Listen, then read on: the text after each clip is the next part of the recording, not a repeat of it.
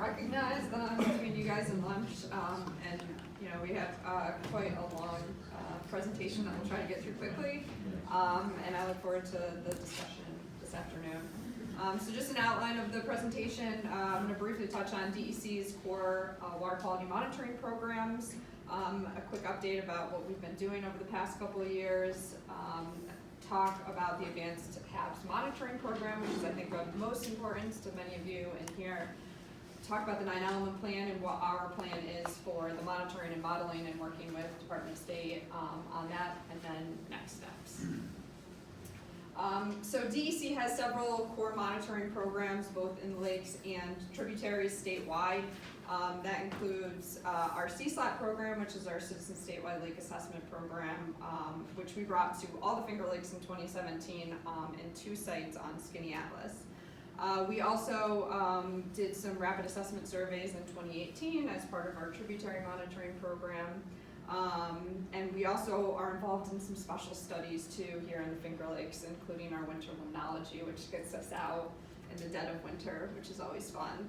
And I just want to point out that all of our monitoring is part of what we call this water wheel in Division of Water in DEC, and that includes monitoring of New York State water bodies and assessing those water bodies and if they're meeting their best use.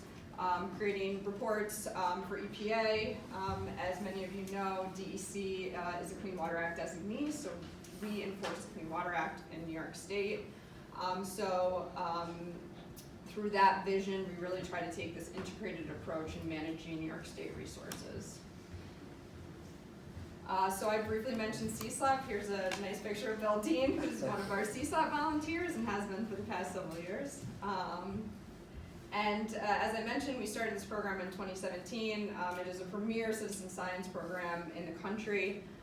It's 8 trips during the summer, and you can see the list of parameters there. Additionally, DEC staff go out for what we call field audits with our volunteers every summer, and we do vertical profiles with our field instruments and take duplicate samples when we go out. It's an amazing program. We've already got a significant amount of data out of it. We just completed our 3rd year in 2019, and we plan to continue with the program moving forward. And I just wanted to highlight a couple slides out of our CSLAP data.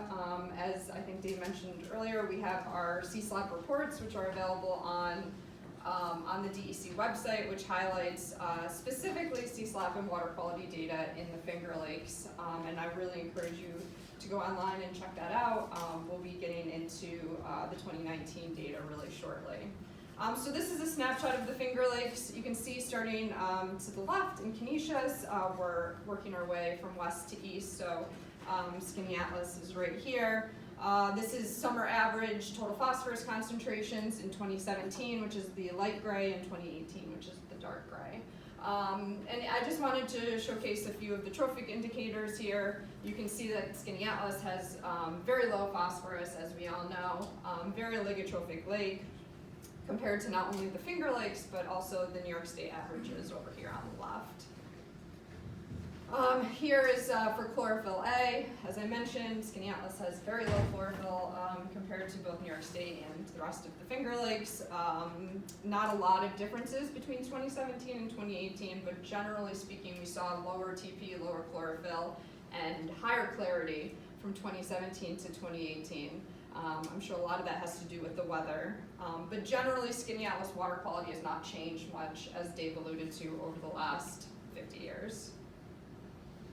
And lastly, Skaneateles, which is a measure of clarity, and Skaneateles obviously is much higher than the New York State average. It's a very clear lake, which again, all of you know. So I'll just make one more plug for the Finger Lakes Water Quality Report that DEC put together. We updated it this year with the 2017 and 2018 average data. And then also DEC releases site reports for all of our CSLAP site locations. And here's an example of the north site, which is Bill's site. Thanks, Bill, again. And you can access these on our website, but it has a summary of all of the water quality conditions, as you can see down here, over the summer. And it compares it to previous averages. A quick pitch to our rapid assessment survey. We were involved with some tributary monitoring as part of our, as I mentioned, our statewide program. This was done in 2018, and I won't get into too much detail about this, but this report is also available on the website.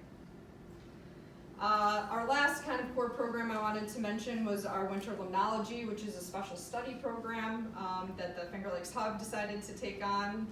We figured that in 2017, we brought all the Finger Lakes into the CSLAP program. We were getting great summer data, but I blame my colleague Lou, who's sitting in the back, for asking the question. We don't know what's going on in the winter. So what is going on in the winter? Traditionally, most models have been set up for 9-element plans and TMDLs. Obviously, they need to be calibrated and validated with data. Traditionally, all of that data occurs and is sampled between May and October.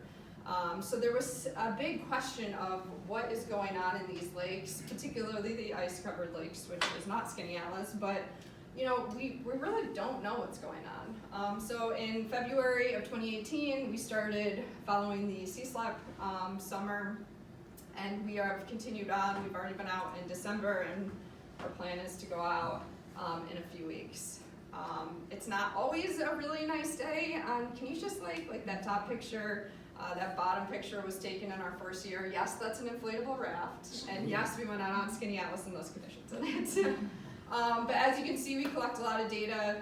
It's mimicked after the CSLAP program, so we can really get that year-round data that we can compare to the summer CSLAP data. And we do vertical profiles with our algae torch and our XO2, YSI XO2. So briefly, an overview of the HAB's Advanced Monitoring Program.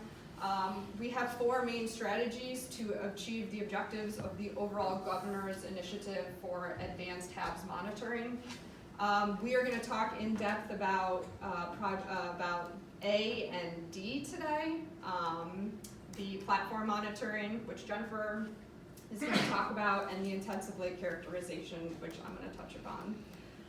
And I just wanted to mention that these are the main strategies that were employed. Skaneateles is the only lake that had actually received all 4 of those strategies. So we did the tributary, USGS actually did strategy B, which is tributary discrete sampling, and that's the shoreline mapping. So those water quality samples and assessments were taken in the lakes off of the tributaries.